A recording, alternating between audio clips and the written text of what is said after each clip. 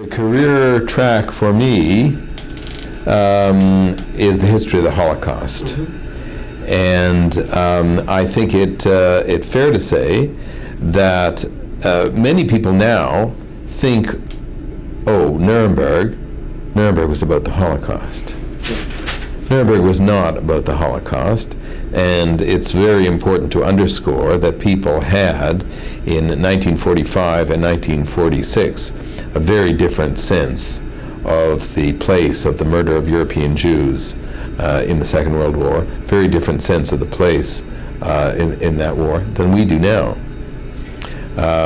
However, I wanted to outline this place, and I wanted to see what people's conceptions back then were, and so that got me into Nuremberg, and then the drama of Nuremberg in a way took over. It was Nuremberg in a way that set the markers. Various elements that outlined for us the history of the Holocaust were first presented at Nuremberg and became, if you like, part of the permanent landmarks of the story. What do I mean? I mean the number 6 million, for example. I mean the story of the Warsaw Ghetto and of the uprising of the Warsaw Ghetto, the significance of Auschwitz-Birkenau, the Einsatzgruppen, the role of a coordinated European-wide deportation of Jews in the final solution. All of these were presented at Nuremberg, and so we take for granted in a way that this history has always been part of the landscape, but it's not the case. And it was through evidence presented at the Nuremberg trial that it has come down to us. Very important to underscore, I think, is how so much of this evidence was part of the Soviets' case at Nuremberg, to a lesser extent part of the French case at Nuremberg, and furthermore that despite all this, the vision of the Holocaust was not what it is today. A film like the Nazi concentration camps could be shown that barely mentioned Jews, for example, and how crimes against humanity was not a centerpiece of the trial the way perhaps it is thought of being today. It was in a way something of an afterthought, a count introduced in order to capture some elements of German war crimes that didn't fall within the rubric of war crimes. By that I mean crimes against German civilians, for example, crimes committed by Germany against its own civilians, or crimes committed against civilians prior to the outbreak of the war itself. That was one of the original aspirations, that war crimes would crimes against humanity would incorporate these crimes. So introduced not as a centerpiece, but much more as an afterthought, I would say. The answer is complicated for this reason. In retrospect, the information is all there. You can find the information embedded quite simply in, say, the New York Times, but not the front page of the New York Times. And furthermore, not fully digested from the New York Times. So there is information, but also what I would call awareness. We are not, all of us, aware of everything that we read in the daily press. We become aware of it through the force of repetition, but also because we have certain expectations and certain categories into which we fit the information that is made available to us. So I would say the information is made available, but people aren't fully aware of it. That's why the entry of liberating troops into the concentration camps in Western Europe involved such a shock. Now really, these troops ought not to have been shocked, given what we know to have taken place and given what information was available about what had been taking place. But people weren't necessarily aware of it. And they became aware during the course of liberation. But there was also a protracted period of awareness, and that extends to Nuremberg, and that is the significance of the presentation of so much of Nazi criminality during the Nuremberg trials. My sense is, yes, that there's been, if I might say, something of a bad rap. That is, Churchill being lumped with Stalin as someone who favored not only executive action, but the shooting of large masses of captured Germans. I think there was a point, certainly, right up to the end of the war, when Churchill did indeed favor shooting as a way of dealing with the very top echelon of Nazis. But here is the point that I was making. This was not something like Stalin's reference to the 50,000 or so that he would have seen shot, but rather derived from Churchill and his government's fears that at the end of the war they would be faced with Hitler, with Himmler, with Goebbels, with Bormann, as well as with Goering and the rest of the Nazi leadership that was in the dock at Nuremberg.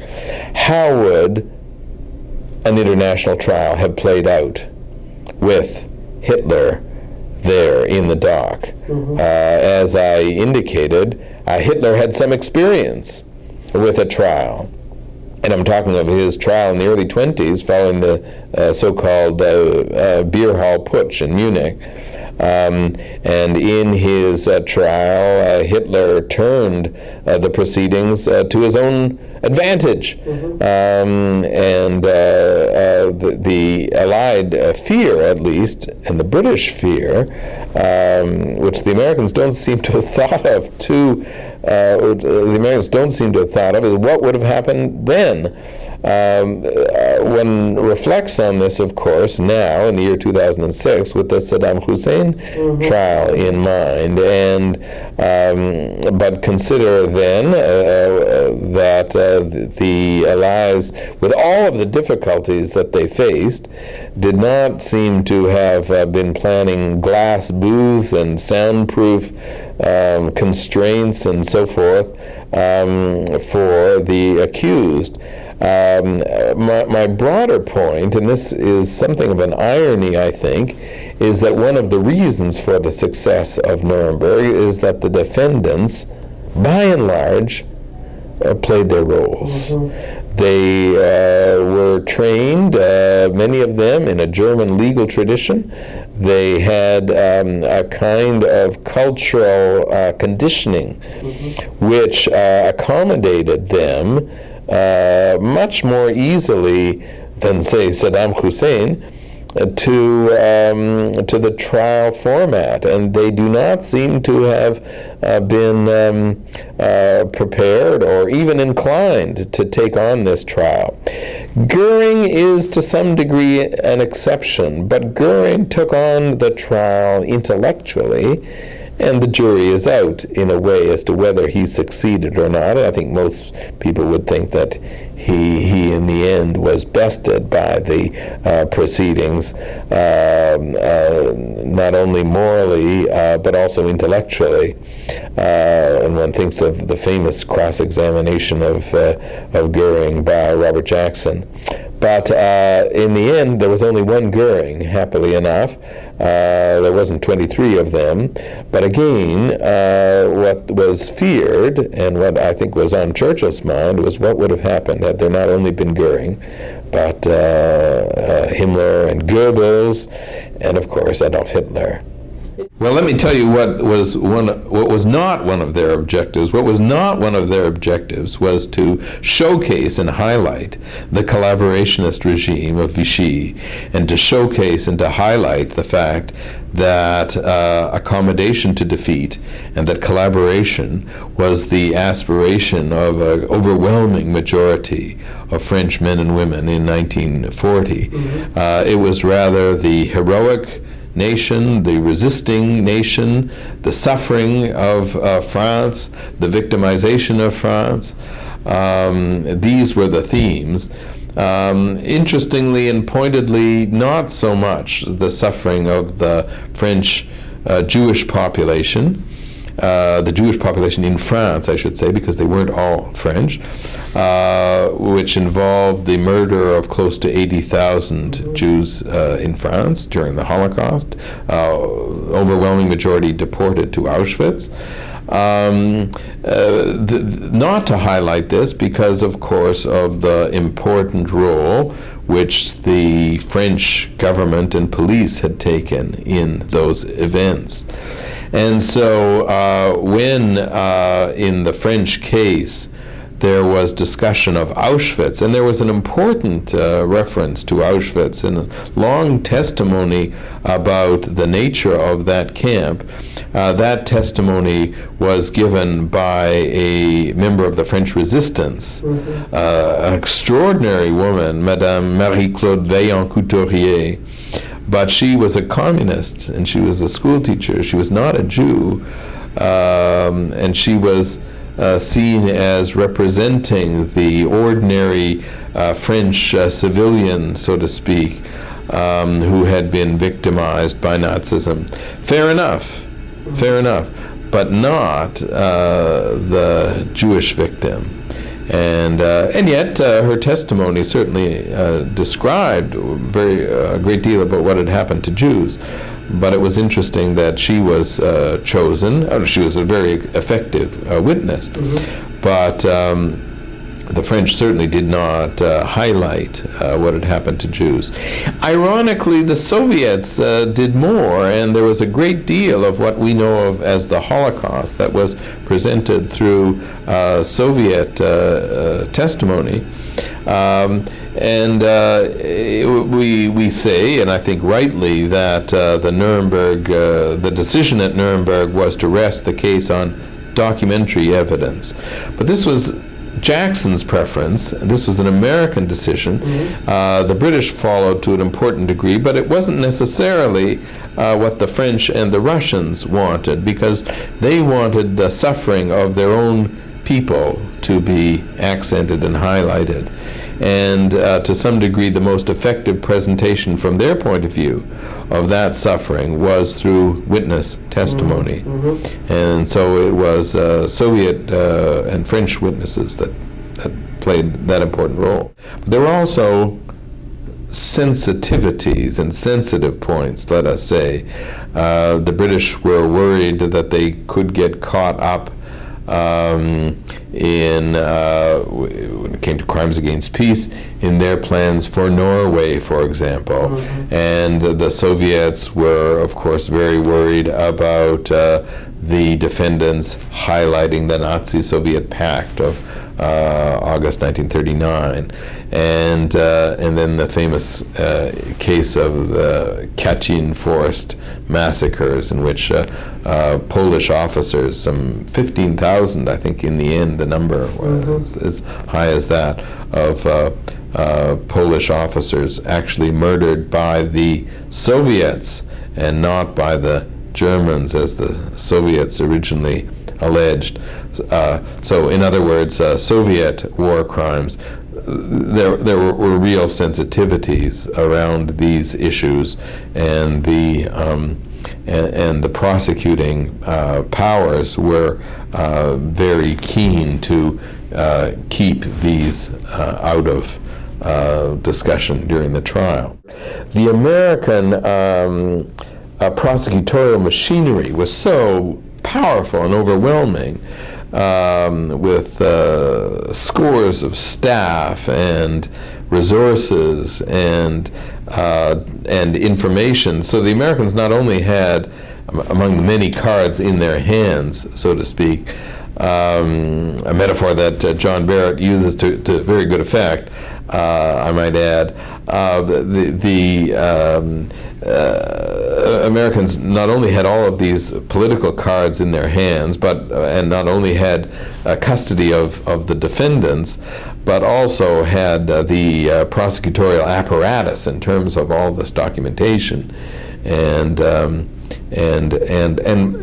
it took a very considerable infrastructure, as we would now say, because all this documentation had to be translated, it had to be made available to the accused, and so this was a huge effort. And when one considers that all of this was done in the wake of this catastrophically destructive war, I think one appreciates that the United States was in a unique position to be able to deliver in this way.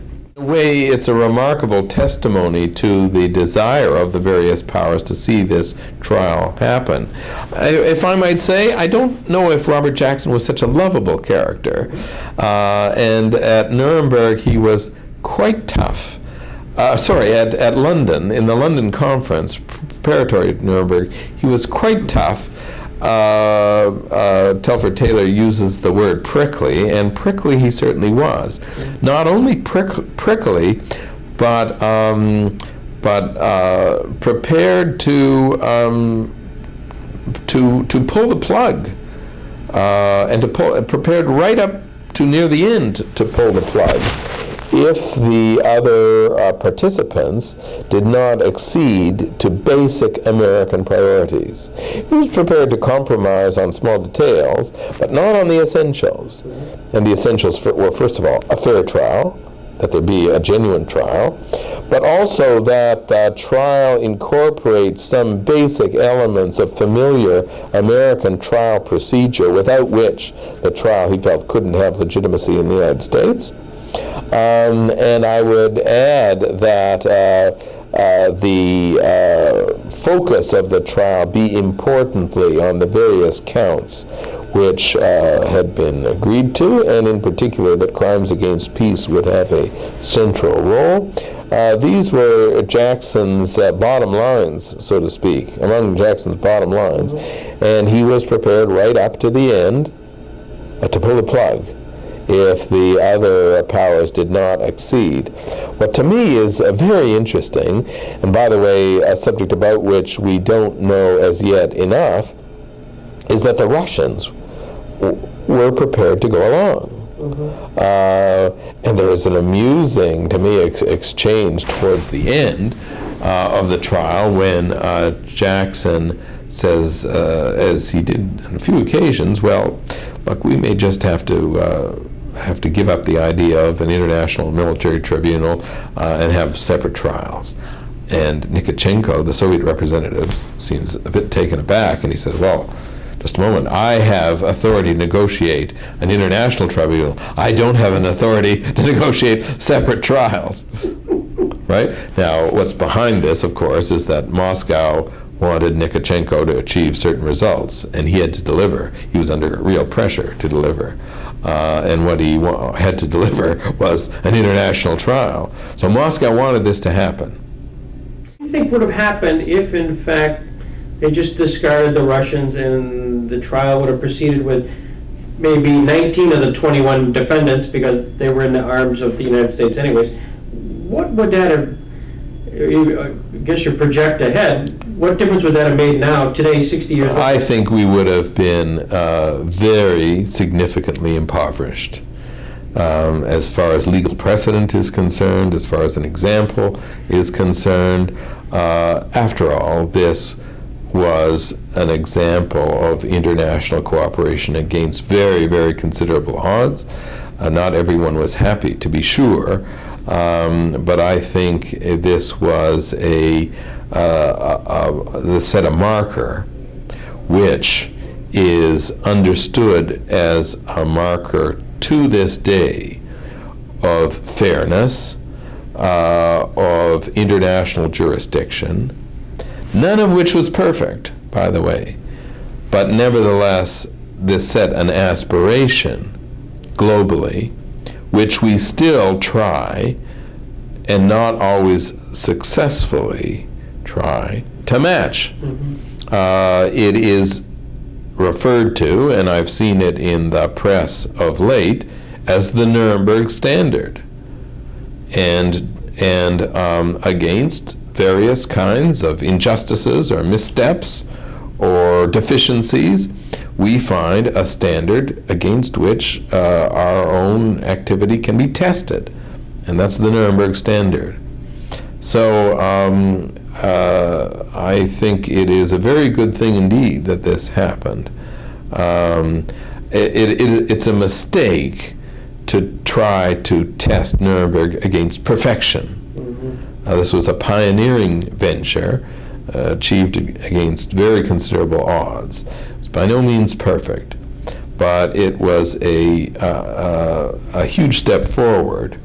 And I think as we try to test or encapsulate the step forward, you can do a lot worse than quoting Jackson's opening speech at the trial, which is a legal classic, and which articulates the aspirations, if I could say, of humanity, and also contains, I think, the appropriate degree of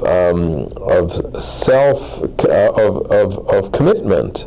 That is to say that the standard against which we are judging the Germans is a standard we want applied to ourselves. This is quite a bold statement, and not always a statement that comes from a victorious power that, after all, has such overwhelming force at its disposal, to say that we invite posterity to judge us by the standard that we are judging these accused. This is a bold and idealistic statement that I think deserves to be honored. And so, along with all the warts, and I'm just in there with all my colleagues to look at them, study them, expose them, identify them, etc., along with all the warts, I think one must keep in mind the great achievement. I think to some degree the shock of this evidence created a sense of a kind of undifferentiated horror. There was not the differentiation that we would make. Holocaust, other war crimes, importantly, and I think people did not so much at the time. You talked about it, but it's just the answer to probably a direct question. What is the legacy of the Nuremberg trial in the world of Michael Marrus?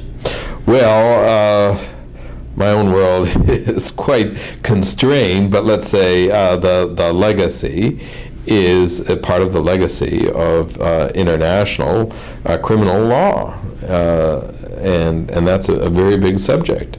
It's part of the evolution of international criminal law that goes down a bumpy road to our own time. It's very much with us.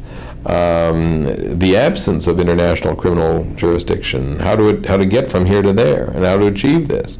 But at least we have a marker. At least we have a link. At least we have a measure of some kind of achievement. This is possible. And so, we have to build on that. We don't always succeed, to be sure. But there is a Nuremberg standard. And I come back to Jackson because he was not only so effective as a tough negotiator at the London Conference, and a skilled advocate in his carrying forward the American case, but also such an eloquent spokesman for the highest ideals of Nuremberg. And that is best seen in, I think, best read in his opening address, which is something that I certainly commend to all of my students.